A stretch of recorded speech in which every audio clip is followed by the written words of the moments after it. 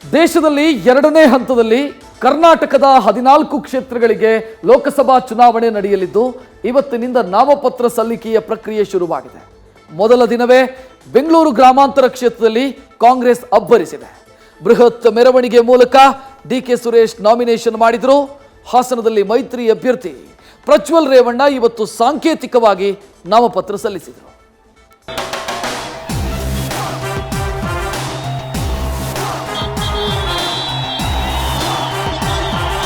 ಕರ್ನಾಟಕದ ಜನ ತಕ್ಕ ಉತ್ತರವನ್ನ ಇವತ್ತು ಕೊಡ್ತಾರೆ.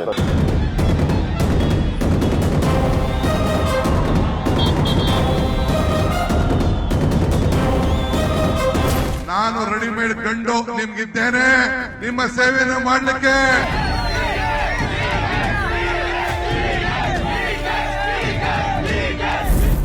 ಕರ್ನಾಟಕದಲ್ಲಿ ರಂಗೇರಿದ ಲೋಕ ಚುನಾವಣಾ ಅಖಾಡ. ಮೊದಲ ಹಂತದ ಕ್ಷೇತ್ರಗಳಲ್ಲಿ ನಾಮಪತ್ರ ಸಲ್ಲಿಕೆ ಜೋರು.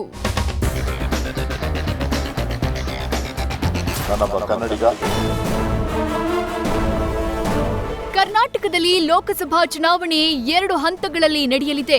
ಏಪ್ರಿಲ್ 26ರಂದು ರಾಜ್ಯದ 14 ಕ್ಷೇತ್ರಗಳಲ್ಲಿ ಮತದಾನವಾಗಲಿದೆ.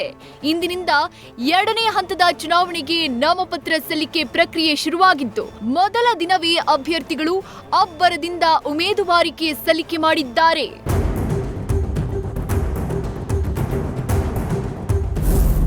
ಬೆಂಗಳೂರು ಗ್ರಾಮಾಂತರದಿಂದ ಡಿಕೆ ಸುರೇಶ್ ನಾಮಪತ್ರ.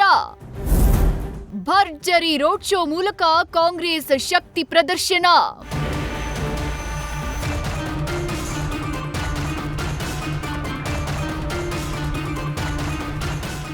ಬಿಜೆಪಿ ಅಭ್ಯರ್ಥಿಯಾಗಿ ಜಯದೇವ ಹೃದ್ರೋಗ ಆಸ್ಪತ್ರೆಯ ಮಾಜಿ ನಿರ್ದೇಶಕ ಡಾಕ್ಟರ್ ಸಿಎನ್ ಮಂಜುನಾಥ್ ಸ್ಪರ್ಧೆ ಮಾಡೋದ್ರಿಂದ ಬೆಂಗಳೂರು ಗ್ರಾಮಾಂತರ ಕ್ಷೇತ್ರ ಹೈ ವೋಲ್ಟೇಜ್ ಕ್ಷೇತ್ರವಾಗಿದೆ. ಡಾಕ್ಟರ್ ಸಿಎನ್ ಮಂಜುನಾಥ್ರನ್ನ ಗೆಲ್ಲಿಸೋಕೆ ಬಿಜೆಪಿ ಜೆಡಿಎಸ್ ಒಂದಾಗಿ ರಣತಂತ್ರ ಎಣೆಯುತ್ತಿವೆ. ಇತ್ತ ಡಿಸಿಎಂ ಡಿಕೆ ಶಿವಕುಮಾರ್ ಸಹೋದರ ಡಿಕೆ ಸುರೇಶ್ ಅಖಾಡದಲ್ಲಿ ಇದ್ದು, ಸಹೋದರರ ಬೆನ್ನಿಗೆ ಇಡೀ ಕಾಂಗ್ರೆಸ್ ಪಡೆಯೇ ನಿಂತಿದೆ. ನಾಮಪತ್ರ ಸಲ್ಲಿಕೆ ವೇಳೆ ಭರ್ಜರಿ ಶಕ್ತಿ ಪ್ರದರ್ಶನ ಮಾಡಿದ್ದಾರೆ.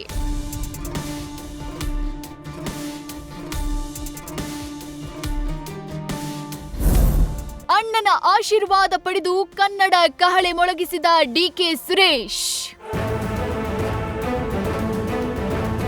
ನಾಮಪತ್ರ ಸಲ್ಲಿಕೆಗೂ ಮುನ್ನ ಕಾಂಗ್ರೆಸ್ ಅಭ್ಯರ್ಥಿ ಡಿಕೆ ಸುರೇಶ್ ಸಹೋದರ ಡಿಕೆ ಶಿವಕುಮಾರ್ ಕಾಲಿಗೆ ಬಿದ್ದು ಆಶೀರ್ವಾದ ಪಡೆದುಕೊಂಡ್ರು.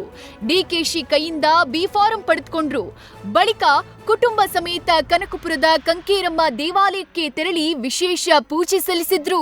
ನಂತರ ಬೃಹತ್ ರ್ಯಾಲಿ ಮೂಲಕ ನಾಮಪತ್ರ ಸಲ್ಲಿಸಲು ಜಿಲ್ಲಾಧಿಕಾರಿ ಕಚೇರಿ ಕಡೆ ಹೊರಟರು. ಈ ವೇಳೆ ಕಾಂಗ್ರೆಸ್ ಅಭ್ಯರ್ಥಿ ಡಿಕೆ ಸುರೇಶ್ ಕನ್ನಡ ಶಾಲ್ ಹಾಕೊಂಡಿದ್ರು. ಕೇಂದ್ರದ ಬಿಜೆಪಿ ಸರ್ಕಾರಕ್ಕೆ ಪರೋಕ್ಷ ಟಾಂಗ್ ಕೊಟ್ರು.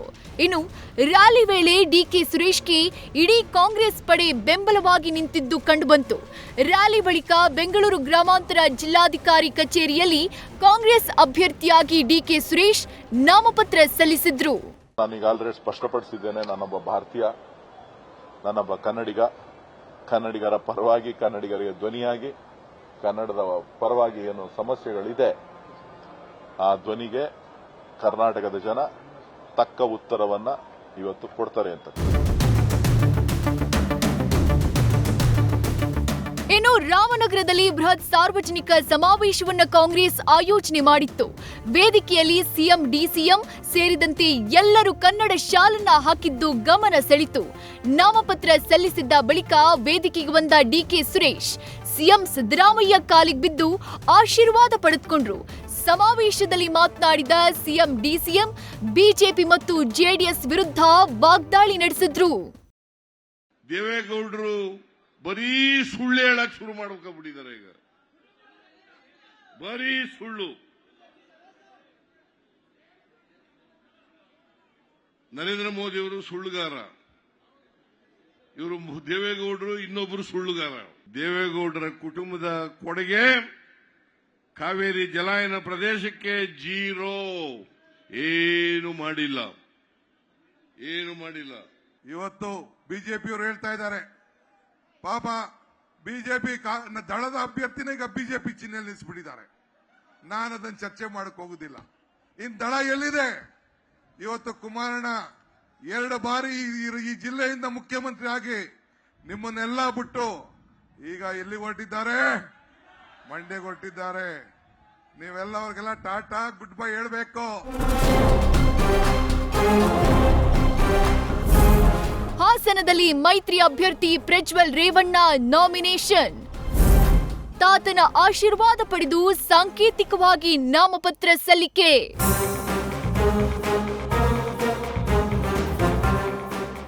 ಇನ್ನು ಹಾಸನ ಕ್ಷೇತ್ರದ ಮೈತ್ರಿ ಅಭ್ಯರ್ಥಿ ಪ್ರಜ್ವಲ್ ರೇವಣ್ಣ ಕೂಡ ಸಾಂಕೇತಿಕವಾಗಿ ಇವತ್ತು ನಾಮಪತ್ರ ಸಲ್ಲಿಕೆ ಮಾಡಿದ್ರು.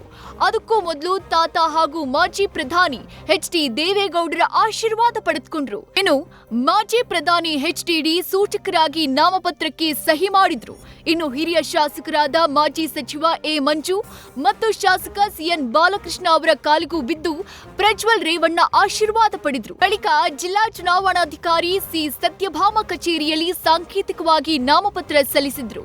ಈ ವೇಳೆ ಮಾಜಿ ಸಚಿವ ಎಚ್.ಡಿ. ರೇವಣ್ಣ ಸೇರಿದಂತೆ ಹಲವರು ಉಪಸ್ಥಿತರಿದ್ದರು.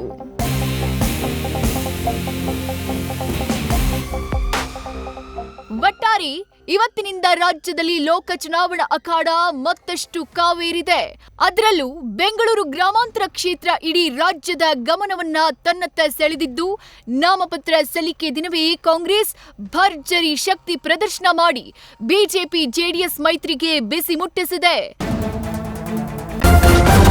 ನ್ಯೂಸ್ ಫಸ್ಟ್ ನಿರ್ಭೀತಿಯಿಂದ ನಿಮ್ಮ ಪರವಾಗಿ.